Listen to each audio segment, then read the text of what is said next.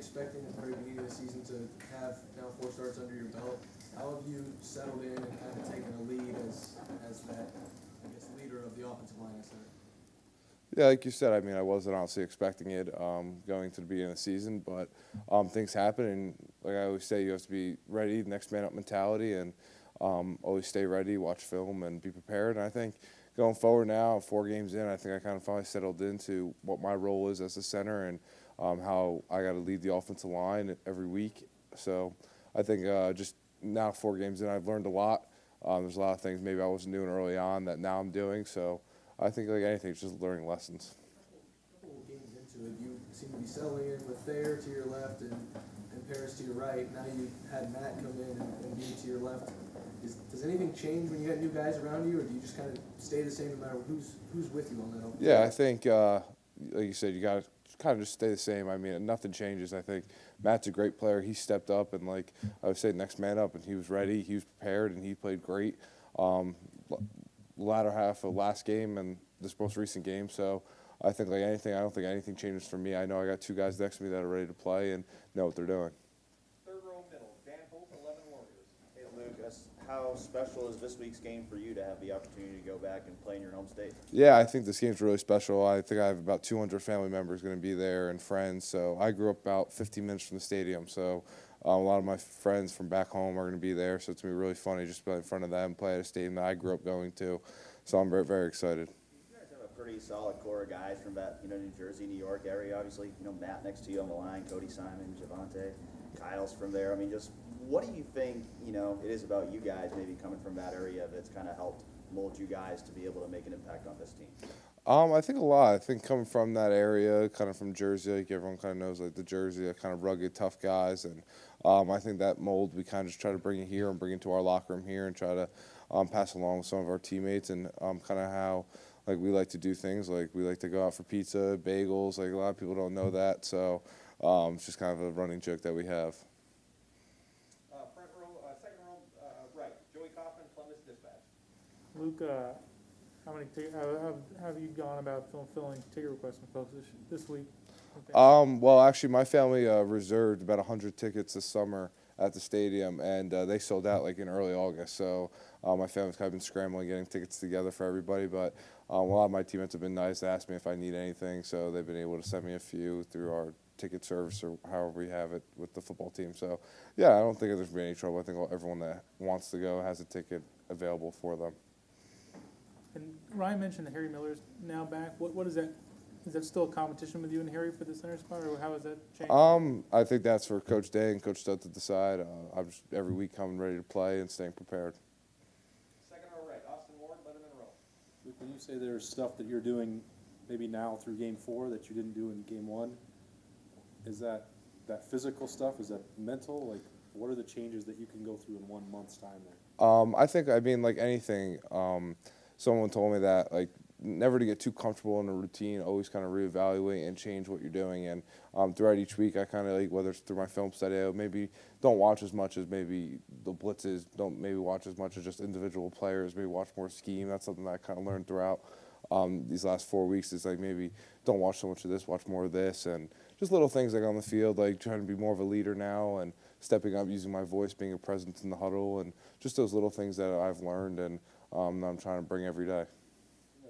Maybe for the opener, that was a little nerves. First time you're doing anything, are you still having those, or are those dissipating a little bit? I think like anything, there's gonna be a little bit of nerves, but I think, like you said, dissipating just a little bit. I mean, I'm feeling more comfortable and knowing what I'm doing, and feeling more comfortable with what's going on. So yes, definitely, that's for sure. Second row middle, Bill Rabinowitz, Columbus Dispatch. I'm sure you've watched a lot of the Rutgers tape already. What stood out to you about them? I think they're a well-coached group. I think they do a lot of things on defense that is very interesting. They play a very different front with a tilt shade on me the whole game. So it's going to be very interesting to see how the game goes. But I think they're a very well-sound team, and I'm excited to play against them. And did they recruit you, and how seriously did you consider them? Yeah, they recruited me, I think, before Shiano obviously got there. So it was a different staff, a different regime. And like any school, I took it under consideration, and ultimately I picked Ohio State. Second row left, Doug Lane-Maurice, Cleveland.com. How big of a Rutgers fan were you growing up? Growing up, I was a decent Rutgers fan. My uncle actually had season tickets growing up, so I went to quite a few games. But to be honest, I wasn't like a huge diehard fan, but I did attend a lot of games. And I know the adjustment for young guys at college can be tough. What's it been like for you trying to find Jersey quality pizza and bagels in Columbus? Oh, everyone always asks me this. It's been really tough. Bagels, I kind of gave up on after the first few weeks here at school. It's kind of, that was out the question. Everyone could ask me if I wanted my bacon, egg, and cheese on a croissant, and I just kept like looking at them like, huh, that exists. So, yeah, so that was a hard adjustment. But pizza, there are a few good places I found that have decently good pizza. So, yeah, no, definitely quite the adjustment. Probably the hardest one I had. NIL, you can drop some pizza place names. Yeah, no, definitely. I mean, there's definitely a few places around campus. I know there's one place on Lane that's really good that I like. I forgot what it's called, right by the stadium. But yeah, that's probably the only one that has a decently good Tommy's. Yes, Tommy's. That's it. Yeah, it's decently. Yeah, it has a decently good thin crust pizza. So I do enjoy that. Second row right, Tim May, let him roll. Yeah, look, you was talking about when they're putting a guy right on top of you defensively and stuff.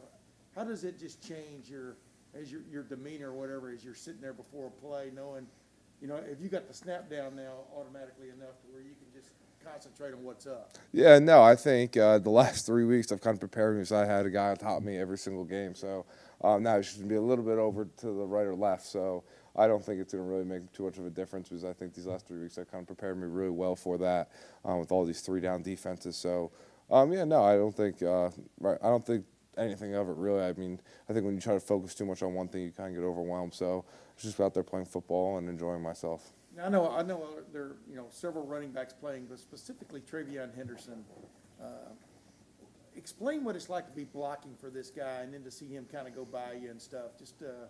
Yeah, I think you can say about any of the running backs we got: Master, Mayan, Trey, even Evan. You saw flashes of him this weekend. I mean, I think any of those guys, you give them the ball and they're going to find the right hole and hit it, and for a big gain as we've seen. So, yeah, I think all those guys have been doing a tremendous job in practice, getting great looks, and even like one thing that really goes unmentioned is their pass blocking ability. I think all of them have really understood our pass block concept and have been able to step up and protect the quarterbacks that we've had.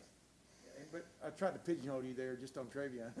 Is there something special about him as he goes by? Yeah, I mean, what have you noticed? Yeah, I think he's just a very dynamic talent. I mean, you see he's only a true freshman, which is hard to believe. I mean, he's going to have a great career here. I'm very excited to see what he does. Do you ever think about if you guys, like we just named off you guys from Jersey area, even Matt Jones from across the bay or the harbor? Yep, the Hudson if River. If you guys had stuck around, if you guys had stuck and gone to Rutgers, what a difference that would have made. I mean, do you ever think about that kind of thought? Not at all, because then you can look at it the other way. What if we didn't come here? So, not at all. I don't try to look at it like that. I'm just happy I'm here. I'm thankful that I'm here. Time for a couple more questions. Third row right, Rob Aller, Columbus Dispatch. You said you were learning to obtain a leadership voice this year. How challenging is that, and was that when you're a younger guy, you've got upperclassmen there to kind of break through that discomfort? Is there discomfort? I wouldn't say that. I wouldn't say discomfort. I would just say it's more of learning how my voice needs to be used and how, with our leaders that we do have, we have a lot of great ones, of how I can impact the team in a different way than they are. So, I mean, I just think it was just a learning curve of like what is expected of me throughout our team and in the locker room and in the huddle on the field. You got to be a Springsteen fan, right? Or not? Oh, 100%. I mean, I'm from Jersey. Isn't that the stereotype? So, yeah, no, definitely. My mom would probably be very upset if I didn't say I was. So.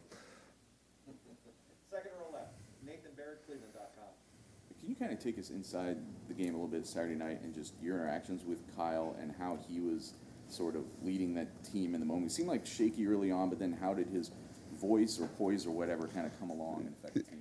I mean, like anything, I can kind of relate to it as it happened to me a few weeks ago. I was kind of getting thrown into that role, getting thrown into the fire a little bit.